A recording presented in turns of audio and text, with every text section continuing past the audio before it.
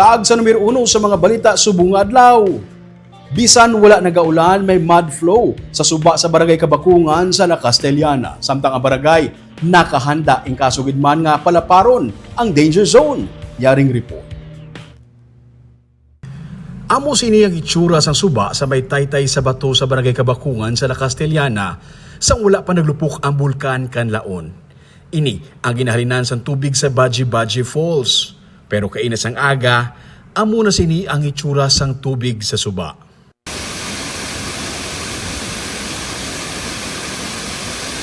Dark gray na ang kolor sang tubig.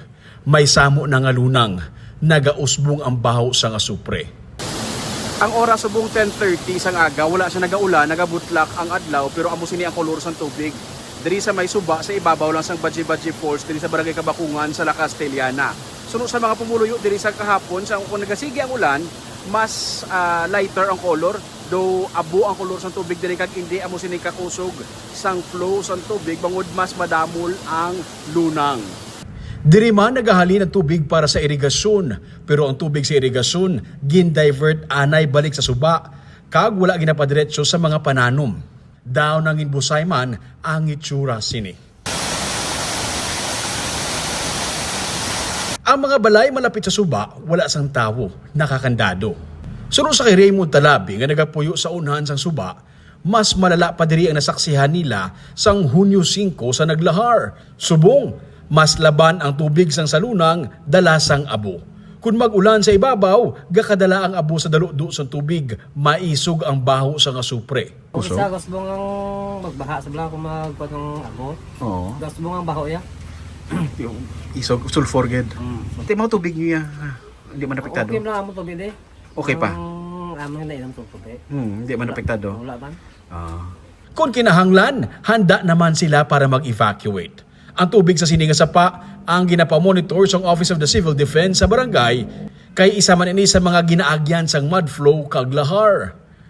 Kung maglain ang panahon kag magsige buo ang ulan, ginakakulbaan ang pagluntad sang lahar flow.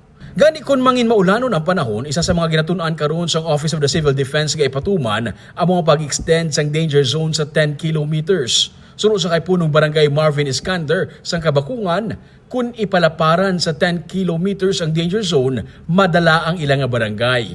Mabudlay kuno ang pag-evacuate sang libo-libo nga mga pumuluyo, pero kung para sa safety sang tanan, nakahanda sila para mag-evacuate. So committee diri kami sa may barangay Kabakungan, ang DRM committee namon na preparar ng idea kami in kaso por kaso. Tapos inform namon ang pumuluyo. No, be ready lang whatever kung anong matabo sa Mount Kanlaon.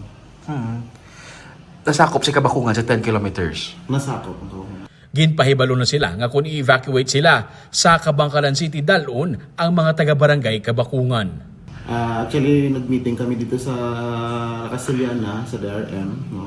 Kung nasang DSWD, may na-ready naman silang evacuation dito sa may Kabangkalan ang na-assign sa Kabakungan. As of 8 a.m. kaina, sunod sa pag-asa, ang LPA ang may manubo na lang at tsansa nga mag-develop liwat sa isa ka bagyo.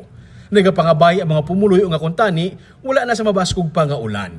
Sang kahapon sa monitoring sa FIVOX, may 23 ka mga pagtayo nga na-record sa Kanlaon. Masobra sa 6,000 katoneladas nga sulfur dioxide ang ginbugas sang bulkan. Sunod sa FIVOX, posible sang ihapon ang paglupok sang bulkan, pagbugas sang lava, pag-ulan sang abo, lahar kag rockfall, gani estrikto nga wala ginapasudlan sa tawo ang 6 kilometer extended danger zone.